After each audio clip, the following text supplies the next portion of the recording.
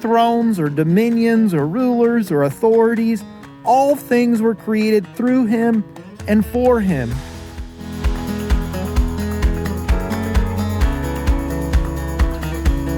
Hey, Grace Fellowship Church. Pastor Jason here from the Independence campus. This is God's Word. It's Wednesday, which means it's time for Wednesday Word. Come along with me. I got some thoughts I want to share with you today. I'm coming to you from my little part of Kentucky, my backyard. There's something about this place that speaks to my heart so deeply. The crunch of the leaves under my feet, or the sound of the birds in the trees, or the wind as it makes its way through the leaves as they fall. There's just something about this place that gives me some solace, some solitude. It's where I come. I want to invite you into a place where I come in order to get away to talk to God. Because I think we need that a little bit today. You see, something happens every election season in our country. We get whipped up into this frenzy, and everybody is bound to be let down somehow by the tone or the rhetoric or the outcome of what happens. But I want to offer you something today that goes beyond the society in which we live. And maybe for you it's not even politics. Maybe for you it's some real life issue that you're dealing with that just seems like it's further away from God than you know how to fix. Or maybe it just feels out of control. See, today I want to refocus us on the center, on the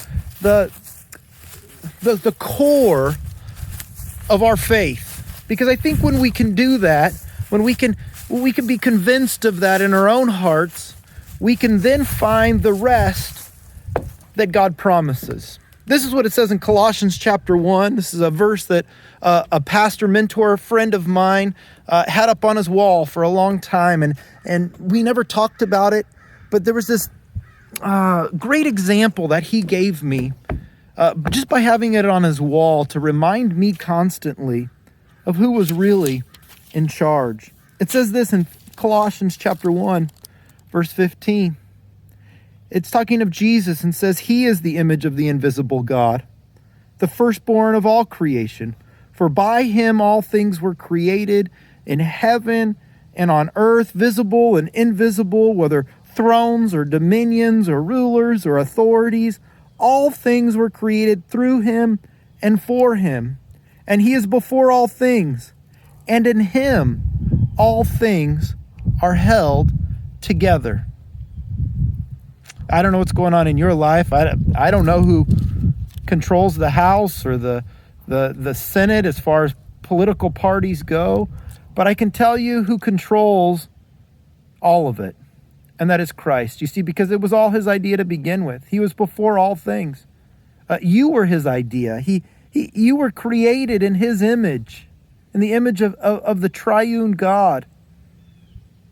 Why? It says we were all created. Whether it be politicians or whether it be you and I, we were all created through him and for him in order to give him glory. It says this as well. He says he's before all things.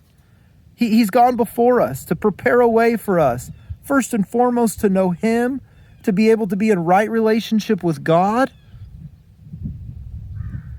He's gone before the issues that you face in life. And he's preparing a way out. It also says this, in him all things hold together. You know, maybe you don't see God right now. I want to encourage you to look to Jesus, for he is the image of that invisible God, and to know that he is there holding all things together. He's the cornerstone of the church. He could be the cornerstone of your life. The one upon which you can build the rest of your life.